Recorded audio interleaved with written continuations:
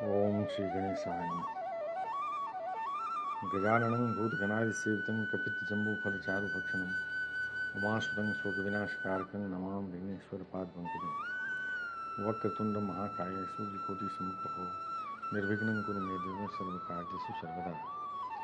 ओम गंगणपते नमः। ओम गंगणपते नमः।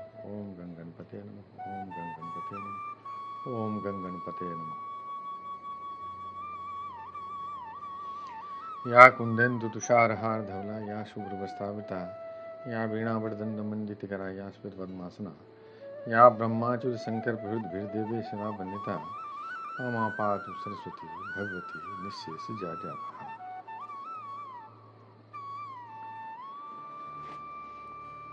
ओम श्री गणेशाय नमः। मूकं करोति वाचालं पंगुं लङ्घयते गिरिं यत्कृपातमहं वन्दे परमानन्दमाधवम्। ओम नमो नारायणाय। ओम नमो भगवते वासुदेवाय। नारायणं नमस्कृत्य नरं चैव नरोत्तमं देवीं सरस्वतीं व्यासं ततो जयमुदीरयेत्। श्री कृष्ण गोविंद हरे मुरारे, हे नाथ नारायण वासुदेव। बंशी विभूषित करान्नवनीताभात् पीताम्बरादरुणबिम्बफलादरोष्टात् पूर्णेन सुंदरमुखादर बिंदनेत्रात् कृष्णात् परं किमुत्तमहं न जाने। श्री कृष्ण गोविंद हरे मुरारे, हे नाथ नारायण वासुदेव।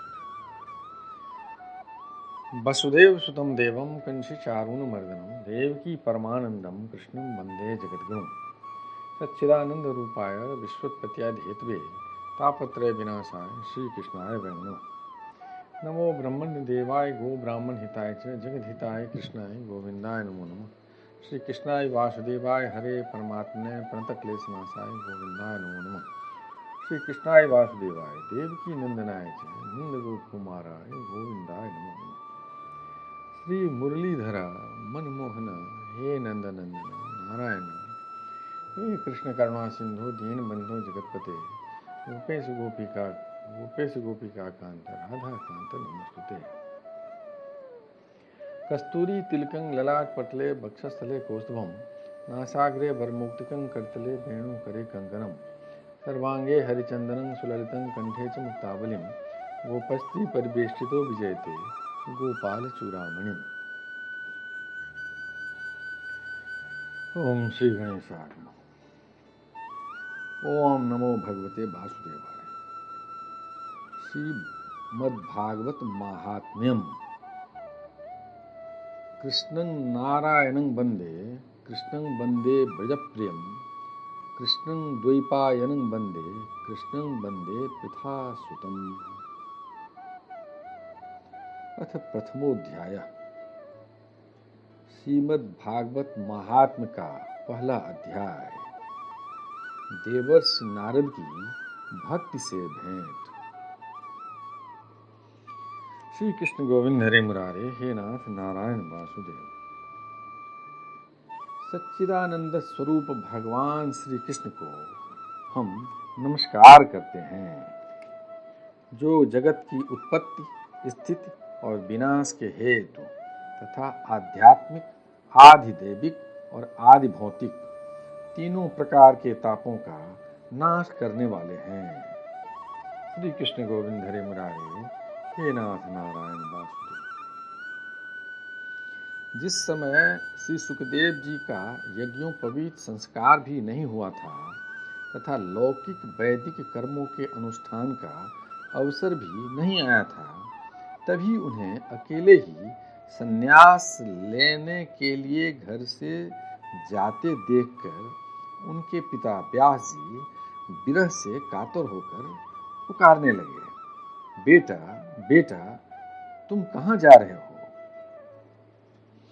उस समय वृक्षों ने तन्मय होने के कारण श्री सुखदेव जी के ओर से उत्तर दिया था, ऐसे सर्वभूत हृदय स्वरूप श्री सुखदेव मुनि को मैं नमस्कार करता हूँ।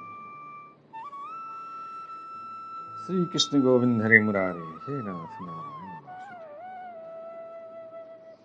एक बार भगवत कथामृत का रसास्वादन करने में कुशल मुनिवर सौनक जी ने नैमिषारण्य क्षेत्र में विराजमान महामती सूत जी को नमस्कार करके उनसे पूछा। श्री कृष्ण गोविंद हरे मुरारे, हे नाथ नारायण वासुदेव। सौनक जी बोले, सूत जी, आपका ज्ञान अज्ञानांधकार को नष्ट करने के लिए करोड़ों सूरजों के समान है। आप हमारे कानों के लिए रसायन अमृत स्वरूप सार गर्भित कथा कहिए। भक्ति ज्ञान और वैराग्य से प्राप्त होने वाले महान विवेक की वृद्धि किस प्रकार होती है तथा वैष्णव लोग किस तरह इस माया मोह से अपना पीछा छुड़ाते हैं। इस घोर कलिकाल में जीव प्रायः आसुरी स्वभाव के हो गए हैं। विविध क्लेशों से आक्रांत इन जीवों को शुद्ध दैवी शक्ति संपन्न बनाने का सर्वश्रेष्ठ उपाय क्या है? श्री कृष्ण गोविंद हरे मुरारे, हे नाथ नारायण वासुदेव। सूत जी, आप हमें कोई ऐसा शाश्वत साधन बताइए जो सबसे अधिक कल्याणकारी तथा पवित्र करने वालों में भी पवित्र हो तथा जो भगवान श्री कृष्ण की प्राप्ति करा दे। चिंतामणि केवल लौकिक सुख दे सकता है और कल्प वृक्ष अधिक से अधिक स्वर्गीय संपत्ति दे सकता है, परंतु गुरुदेव प्रसन्न होकर भगवान का योगी दुर्लभ नित्य वैकुंठ धाम दे देते हैं। श्री कृष्ण गोविंद हरे मुरारे, हे नाथ नारायण वासुदेव।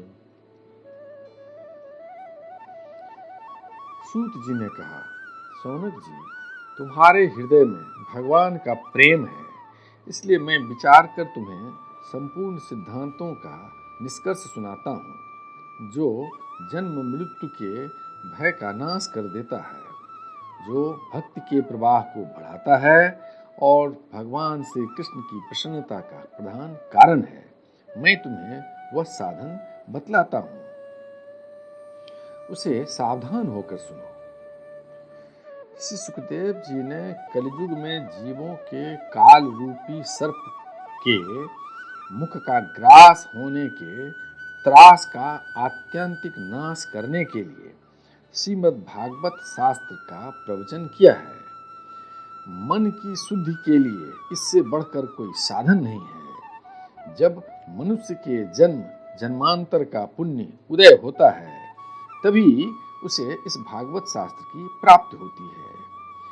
जब सुखदेव जी राजा परीक्षित को यह कथा सुनाने के लिए सभा में विराजमान हुए, तब देवता लोग उनके पास अमृत का कलश लेकर आए।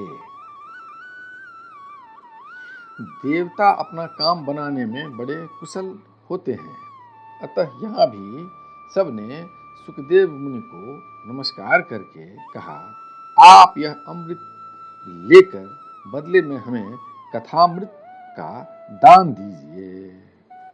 श्री कृष्ण गोविंद हरे मुरारे, हे नाथ नारायण वासुदेव। इस प्रकार परस्पर विनिमय अदला बदली हो जाने पर राजा परीक्षित अमृत का पान करें और हम सब श्रीमद् भागवत स्वरूप अमृत का पान करेंगे। इस संसार में कहाँ कांच और कहाँ महामूल्य मणि तथा कहाँ सुधा और कहाँ कथा।